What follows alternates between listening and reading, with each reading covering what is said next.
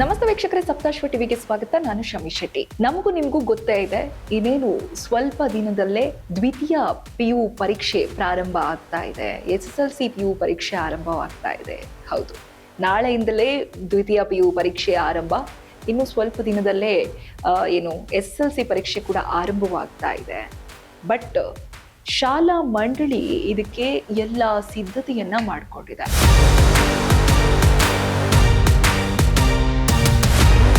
ಹೌದು, ಬೆಳಗ್ಗೆ 10 ಗಂಟೆಯಿಂದ ಮಧ್ಯಾಹ್ನ 1 ಗಂಟೆವರೆಗೆ ಪರೀಕ್ಷೆ ನಡೆಯುತ್ತೆ. ರಾಜ್ಯದ 1217 ಕೇಂದ್ರಗಳಲ್ಲಿ ಪರೀಕ್ಷೆಗಳು ನಡೆಯುತ್ತೆ. ದ್ವಿತೀಯ PU ಪರೀಕ್ಷೆ ಇನ್ನು ಏಪ್ರಿಲ್ 7ರಂದು ಪ್ರಕಟವಾಗಲಿದೆ. ದ್ವಿತೀಯ PU ಫಲಿತಾಂಶ ಈಗ ನಾಳೆಯಿಂದ ಪ್ರಾರಂಭ ಆದ್ರೆ ಮಾರ್ಚ್ 17ರವರೆಗೂ ಕೂಡ ಎಕ್ಸಾಮ್ ಇರುತ್ತೆ. ತದನಂತರ ಎಲ್ಲ ಕರೆಕ್ಷನ್ಸ್ ಎಲ್ಲ ಮಾಡಿದ ನಂತರ ಏಪ್ರಿಲ್ 7ರಂದು ಫಲಿತಾಂಶ ಪ್ರಕಟ ಆಗುತ್ತೆ.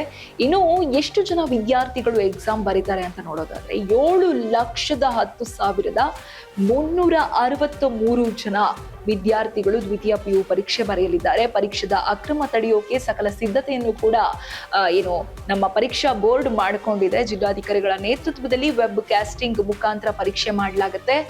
ಪರೀಕ್ಷೆ ಕೇಂದ್ರಗಳಲ್ಲಿ ಸೂಕ್ತ ಪೊಲೀಸ್ ಬಂದೋಬಸ್ತ್ ವ್ಯವಸ್ಥೆಗೂ ಕೂಡ ಸೂಚನೆ ನೀಡಲಾಗಿದೆ. ಹಾಗೆ ಪ್ರಶ್ನೆ ಪತ್ರಿಕೆ ಎಲ್ಲೂ ಕೂಡ ಸೋರಿಕೆ ಆಗದಂತೆ ಸಾಕಷ್ಟು ನಿಗಾ ವಹಿಸಲಾಗಿದೆ. ಜೊತೆಗೆ ಪರೀಕ್ಷೆ ಕೇಂದ್ರದ 200 ಮೀಟರ್ ಸುತ್ತ ನಿಷೇಧಾಜ್ಞೆ ಜಾರಿ ಬಂದೋಬಸ್ತ್ ಹಾಕಲಾಗಿದೆ. ಹಾಗೇನೆ ಪ್ರಶ್ನೆ ಪತ್ರಿಕೆ ಲೀಕ್ ಮಾಡುವವರ ವಿರುದ್ಧವೂ ಕೂಡ ಹದ್ದಿನ ಕಣ್ಣು ಇಡಲಾಗಿದೆ. ಪರೀಕ್ಷೆ ಕೇಂದ್ರದಲ್ಲಿ ಮೊಬೈಲ್, ಎಲೆಕ್ಟ್ರಾನಿಕ್ ಉಪಕರಣಗಳನ್ನ ನಿಷೇಧಿಸಲಾಗಿದೆ. ಮೊದಲನೇ ಪರೀಕ್ಷೆಯಲ್ಲಿ ಫೇಲ್ ಆಗಿದವರಿಗೂ ಕೂಡ 2ನೇ ಅವಕಾಶವನ್ನು ಕೂಡ ನೀಡಲಾಗುತ್ತೆ ಅಂತ ಈಗಾಗಲೇ ಬೋರ್ಡ್ ತಿಳಿಸಿದೆ. ಇನ್ನು ಏಪ್ರಿಲ್ 25ರಿಂದ 2ನೇ ಪರೀಕ್ಷೆ ಕೂಡ ಪ್ರಾರಂಭವಾಗುವ ಸಾಧ್ಯತೆ ಇದೆ ಎಂದು ಹೇಳಲಾಗ್ತಾ ಇದೆ. ಇನ್ನು ಯಾವ ವಿಭಾಗದಲ್ಲಿ ಎಷ್ಟು ವಿದ್ಯಾರ್ಥಿಗಳು ಬರೀತಾರೆ ಅಂತ ನೋಡೋದಾದ್ರೆ ವಿಜ್ಞಾನ ವಿಭಾಗದಲ್ಲಿ 2,92,645 ವಿದ್ಯಾರ್ಥಿಗಳು ಪರೀಕ್ಷೆಯನ್ನ ಬರೀತಾ ಇದ್ದಾರೆ. ಇನ್ನು ವಾಣಿಜ್ಯ ವಿಭಾಗ ಅಂದ್ರೆ ಕಾಮರ್ಸ್ ಡಿಪಾರ್ಟ್ಮೆಂಟ್ ಅಲ್ಲಿ 2,11,174 ವಿದ್ಯಾರ್ಥಿಗಳು ಪರೀಕ್ಷೆಯನ್ನ ಬರೀತಾ ಇದ್ದಾರೆ. ಇನ್ನು ಕಲಾ ವಿಭಾಗ, ಆರ್ಟ್ಸ್ ವಿಭಾಗದಲ್ಲಿ 1,42,982 ವಿದ್ಯಾರ್ಥಿಗಳು ಪರೀಕ್ಷೆಯನ್ನ ಬರೀತಾ ಇದ್ದಾರೆ. ಇನ್ನು ಯಾವ ಪರೀಕ್ಷೆ ಯಾವ ದಿನ ನಡೆಯುತ್ತೆ ಅಂತ ನೋಡೋದಾದ್ರೆ 28ನೇ ತಾರೀಕು ಕನ್ನಡ ಮತ್ತು ಅರಬಿಕ್ ಪರೀಕ್ಷೆ ನಡೆಯುತ್ತೆ. ಇನ್ನು 2ನೇ ತಾರೀಕು ಮಾರ್ಚ್ 2ನೇ ತಾರೀಕು ಭೂಗೋಳಶಾಸ್ತ್ರ ಮತ್ತು ಸಂಖ್ಯಾಶಾಸ್ತ್ರ, ಮನಃಶಾಸ್ತ್ರ ಪರೀಕ್ಷೆ ನಡೆಯಲಿದೆ. ಇನ್ನು ಮಾರ್ಚ್ 3ನೇ ತಾರೀಕು ಇಂಗ್ಲಿಷ್, ಮಾರ್ಚ್ 4ನೇ ತಾರೀಕು ತಮಿಳು, ತೆಲುಗು, ಮಲಯಾಳಂ, ಮರಾಠಿ, ಉರ್ದು, ಸಂಸ್ಕೃತ, ಫ್ರೆಂಚ್ ಸೇರಿದಂತೆ ಪರೀಕ್ಷೆ ನಡೆಯಲಿದೆ. ಇನ್ನು ಮಾರ್ಚ್ 5ರಂದು ಇತಿಹಾಸ, ಮಾರ್ಚ್ 6ರಂದು ಭೌತಶಾಸ್ತ್ರ, ಇನ್ನು ಮಾರ್ಚ್ 7ರಂದು ಇಚ್ಛಿಕ ಕನ್ನಡ ವ್ಯವಹಾರ ಅಧ್ಯಯನ ಅಂದ್ರೆ ಬಿಸ್ನೆಸ್ ಸ್ಟಡಿ, ಇನ್ನು ಭೂಗೋಳಶಾಸ್ತ್ರ ನಡೆಯಲಿದೆ. ಇನ್ನು ಮಾರ್ಚ್ 9ಕ್ಕೆ ತೆಗೆದುಕೊಂಡ್ರೆ ರಸಾಯನಶಾಸ್ತ್ರ, ಶಿಕ್ಷಣಶಾಸ್ತ್ರ ಮತ್ತು ಮೂಲ ಗಣಿತ ಪರೀಕ್ಷೆ ನಡೆಯಲಿದೆ. ಇನ್ನು ಮಾರ್ಚ್ 10ರಂದು ಅರ್ಥಶಾಸ್ತ್ರ ಎಕನಾಮಿ ಎಕ್ಸಾಮ್ ನಡೆದಿದೆ, ಎಕನಾಮಿಕ್ಸ್ ಎಕ್ಸಾಮ್ ನಡೆಯಲಿದೆ. ಇನ್ನು ಮಾರ್ಚ್ 11ರಂದು ತರ್ಕಶಾಸ್ತ್ರ, ವಾದ್ಯನ್ಮಾಶಾಸ್ತ್ರ, ಗೃಹ ವಿಜ್ಞಾನ ನಡೆಯಲಿದೆ. ಇನ್ನು ಮಾರ್ಚ್ 12ರಂದು ಹಿಂದಿ ಪರೀಕ್ಷೆ ನಡೆಯಲಿದೆ.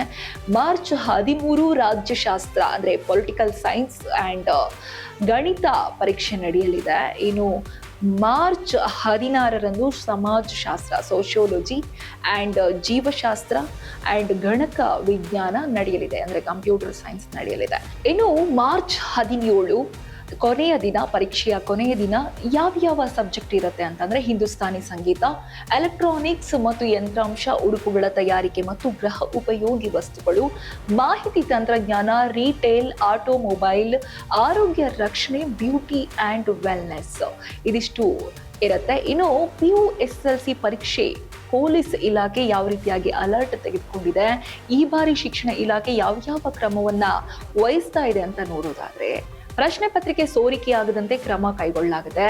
ಇನ್ನು ಕೆಲವರ ಮೇಲೆ ನಿಗಾ ಕೂಡ ಇಡಲಾಗಿದೆ. ಅಂದ್ರೆ ಈ ಹಿಂದೆ ಯಾರ್ಯಾರು ಪ್ರಶ್ನೆ ಪತ್ರಿಕೆಯನ್ನ ಸೋರಿಕೆ ಮಾಡಿದ್ರು, ಹಣಕ್ಕಾಗಿ ಮಾರಾಟ ಮಾಡಿದ್ರು ಅಥವಾ ಸೋಷಿಯಲ್ ಮೀಡಿಯಾಗಳಲ್ಲಿ ಪೋಸ್ಟ್ ಹಾಕುವಂತಹ ಕೆಲಸವನ್ನ ಯಾರು ಮಾಡಿದ್ರು, ದಿಕ್ಕು ತಪ್ಪಿಸುವಂತಹ ಕೆಲಸ ಯಾರು ಮಾಡಿದ್ರು ಅಂತವರ ಮೇಲೆ ಈಗಾಗಲೇ ನಿಗಾವನ್ನ ವಹಿಸುವ ಕೆಲಸ ಮಾಡಲಾಗಿದೆ. ಇನ್ನು PUC SSLC ಪರೀಕ್ಷೆ ಎರಡೂ ಪರೀಕ್ಷೆಯ ಮೇಲೆ ಪೊಲೀಸ್ ಇಲಾಖೆ ಹೈ ಅಲರ್ಟ್ ಅನ್ನ ತೆಗೆದುಕೊಂಡಿದೆ. ಫೆಬ್ರವರಿ 28ರಿಂದ ದ್ವಿತೀಯ ಪರೀಕ್ಷೆ ಅಂದ್ರೆ ನಾಳೆಯಿಂದಲೇ ದ್ವಿತೀಯ PU ಪರೀಕ್ಷೆ ಆರಂಭವಾಗ್ತಾ ಇದೆ. ಇನ್ನು ಫೆಬ್ರವರಿ 28ರಿಂದ ಮಾರ್ಚ್ 17ರ ತನಕ ಈಗಾಗಲೇ ನಾನು ಹೇಳಿದ ಹಾಗೆ ವರ್ಷಕ್ಕೆ ದ್ವಿತೀಯ PU ಪರೀಕ್ಷೆ ನಡೆಯುತ್ತೆ. ಮಾರ್ಚ್ 18ರಿಂದ ಏಪ್ರಿಲ್ 2ರ ತನಕ SSLC ಪರೀಕ್ಷೆ ಪ್ರಾರಂಭ ಆಗುತ್ತೆ. ದ್ವಿತೀಯ PU ಪರೀಕ್ಷೆ ಮುಗಿದ ನೆಕ್ಸ್ಟ್ ಡೇ ಇಂದಲೇ ಅಂದ್ರೆ ಮಾರ್ಚ್ 18ರಿಂದಲೇ ಏಪ್ರಿಲ್ 2ರ ತನಕ SSLC ಪರೀಕ್ಷೆ ನಡೆಯುತ್ತೆ. ಎರಡೂ ಪರೀಕ್ಷೆಗಳು ಕೂಡ ನಿಷ್ಪಕ್ಷಪಾತವಾಗಿ ಸುರಕ್ಷತೆಯಿಂದ ನಡೀಬೇಕು ಅಂತ ಹೇಳಿ ಸಾಕಷ್ಟು ಕ್ರಮವನ್ನ ಜಾಗೃತೆಯಾಗಿ ತೆಗೆದುಕೊಳ್ಳಲಾಗಿದೆ. ಯಾವುದೇ ಅಡ್ಡಿ ಆತಂಕಗಳಿಗೆ ಆಸ್ಪದವಾಗದಂತೆ ಸುಸೂತ್ರವಾಗಿ ನಡೆಯಲು ಹಲವು ಕ್ರಮ ಕೈಗೊಳ್ಳಲಾಗಿದೆ. SSLC ಹಾಗೂ PUC ಪರೀಕ್ಷೆಗಳು ನಡೆಯುವ ಸಂದರ್ಭದಲ್ಲಿ ಪೊಲೀಸ್ ಇಲಾಖೆಯ ವತಿಯಿಂದ ಹಲವು ಕ್ರಮ ಕೈಗೊಳ್ಳಲಾಗಿದೆ. ಏನೇನು ಕ್ರಮ ಅಂತ ನೋಡೋದಾದ್ರೆ, ಪರೀಕ್ಷೆ ಕೇಂದ್ರಗಳನ್ನು ಸುರಕ್ಷಿತವಾಗಿ ಇಡುವ ನಿಟ್ಟಿನಲ್ಲಿ ಹೆಚ್ಚಿನ ಸಂಖ್ಯೆಯಲ್ಲಿ ಅಧಿಕಾರಿ ಮತ್ತು ಸಿಬ್ಬಂದಿಗಳ ನಿಯೋಜನೆ ಮಾಡಲಾಗಿದೆ. ಏನು ರಾಜ್ಯಾದ್ಯಂತ ಪರೀಕ್ಷಾ ಕೇಂದ್ರಗಳಿದಾವೆ, PUC ಇರ್ಬೋದು ಅಥವಾ SSLC ಇರ್ಬೋದು, ಪ್ರತಿಯೊಂದು ಪರೀಕ್ಷೆ ಕೇಂದ್ರಗಳಲ್ಲೂ ಹೆಚ್ಚಿನ ಅಧಿಕಾರಿಗಳು ಮತ್ತು ಹೆಚ್ಚಿನ ಸಿಬ್ಬಂದಿಗಳನ್ನ ನಿಯೋಜನೆ ಮಾಡಲಾಗಿದೆ. ಪರೀಕ್ಷೆ ಕೇಂದ್ರಗಳ ಭದ್ರತೆಯನ್ನು ಹೆಚ್ಚಿಸಿದ ಪೊಲೀಸರು ಇನ್ನು ಪ್ರಶ್ನೆ ಪತ್ರಿಕೆ ಸೋರಿಕೆ, ವಂಚನೆಯ ಸಿಂಡಿಕೇಟ್ಗಳು, ಸಾಮಾಜಿಕ ಮಾಧ್ಯಮಗಳ ಮೂಲಕ ಸುಳ್ಳು ಮಾಹಿತಿ ಪ್ರಸಾರ ಮಾಡೋದ್ರು, ಬೆದರಿಕೆಗಳ ಬಗ್ಗೆ ತೀವ್ರವಾಗಿ ನಿಗಾ ಪೊಲೀಸ್ ಇಟ್ಟಿದೆ. ಅಂದ್ರೆ ಪೊಲೀಸ್ ಇಲಾಖೆ ಈಗಾಗಲೇ ಇದಕ್ಕೆ ಸಂಬಂಧಪಟ್ಟ ಹಾಗೆ ಸಾಕಷ್ಟು ಕ್ರಮವನ್ನ ಜರುಗಿಸಿದೆ. ಒಂದಿಷ್ಟು ಕಣ್ಣನ್ನ ಇಡುವಂತಹ ಕೆಲಸವನ್ನ ಮಾಡಿದೆ.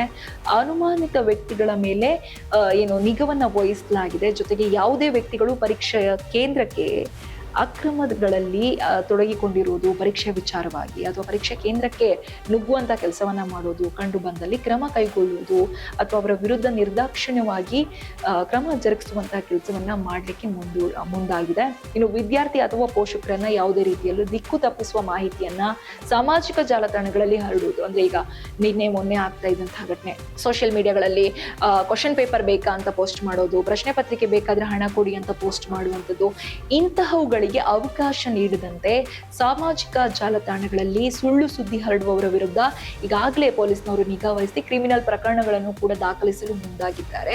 ಇನ್ನು ಹಿಂದಿನ ವರ್ಷದಲ್ಲಿ ಪರೀಕ್ಷಾ ಸಂದರ್ಭದಲ್ಲಿ ಯಾರ್ಯಾರು ಪ್ರಶ್ನೆ ಪತ್ರಿಕೆಯನ್ನ ಹರಡುವಂತಹ ಕೆಲಸ, ಹಂಚುವಂತಹ ಕೆಲಸವನ್ನ ಅಥವಾ ಸೋರಿಕೆ ಮಾಡುವಂತಹ ಕೆಲಸವನ್ನ ಯಾರು ಮಾಡಿದ್ದಾರೆ, ಪರೀಕ್ಷಾ ಅಕ್ರಮಗಳಲ್ಲಿ ಯಾರು ಭಾಗಿಯಾಗಿದ್ರು ಅಂತಹ ವ್ಯಕ್ತಿಗಳ ಮೇಲೆ ತೀವ್ರ ನಿಗಾ ಪೊಲೀಸ್ ಇಟ್ಟಿದೆ. ಇನ್ನು ಎಲ್ಲಾ ಪರೀಕ್ಷಾ ಕೇಂದ್ರಗಳ ಸುತ್ತಲೂ ಸೆಕ್ಷನ್ 163 BNSS ಜಾರಿಗೊಳಿಸಲಾಗಿದೆ. 200 ಮೀಟರ್ ಅಂತರದಲ್ಲಿ ಅನಧಿಕೃತವಾಗಿ ಜನರು ಸೇರಿದಂತೆ ಕ್ರಮ ಕೈಗೊಳ್ಳಲಾಗಿದೆ. ಅಂದ್ರೆ ಪರೀಕ್ಷಾ ಕೇಂದ್ರದ ಬಳಿ ಯಾರು ಕೂಡ ಹೆಚ್ಚಿನ ಜನ ಗುಂಪಾಗಿ ಸೇರುವಂಥದ್ದು, ಅಲ್ಲಿ ಎಲ್ಲೂ ಕೂಡ ಗಲಾಟೆ ಆಗುವಂಥದ್ದು, ಮಕ್ಕಳ ಪರೀಕ್ಷಾ ಕೇಂದ್ರದ ಬಳಿ ಬಂದು ಮಕ್ಕಳಿಗೆ ಪರೀಕ್ಷೆ ಬರೆಯಲು ತೊಂದರೆಯಾಗದಂತೆ ಗಮನ ವಹಿಸುವಂತಹ ಕೆಲಸವನ್ನ 200 ಮೀಟರ್ ಅಂತರದಲ್ಲಿ ಇಡಲಾಗಿದೆ. ಇದಿಷ್ಟು ಪೊಲೀಸ್ ಇಲಾಖೆ ತೆಗೆದುಕೊಂಡಿರುವಂತಹ ಕ್ರಮ. ಇನ್ನು ಶಿಕ್ಷಣ ಇಲಾಖೆಯು ಇದಕ್ಕೂ ಸಾಕಷ್ಟು ಸಪೋರ್ಟ್ ನೀಡಿದೆ. ಅಂಡ್ ಪರೀಕ್ಷಾ ಪೇಪರ್ ಪ್ರಶ್ನೆ ಪತ್ರಿಕೆಗಳು ಸೋರಿಕೆಯಾಗದಂತೆ ಹಲವಾರು ನಿಗವನ್ನ ವಹಿಸಲಾಗಿದೆ. ಈ ಬಾರಿ ದ್ವಿತೀಯ PU ಪರೀಕ್ಷೆ ಮತ್ತು SSLC ಪರೀಕ್ಷೆ ಯಾವ ರೀತಿಯಾಗಿ ನಡೆಯುತ್ತೆ ಅಂತ ನಾವು ಕೂಡ ಕಾದು ನೋಡ್ಬೇಕಾಗಿದೆ. ಇದಾಗಿತ್ತು ಈ ಹೊತ್ತಿನ ವಿಶೇಷ. ಇನ್ನಷ್ಟು ಅಪ್ಡೇಟ್ಸ್ಗಾಗಿ ನೋಡ್ತಾ ಇರಿ ಸಪ್ತಾಶ್ವ ಟಿವಿ.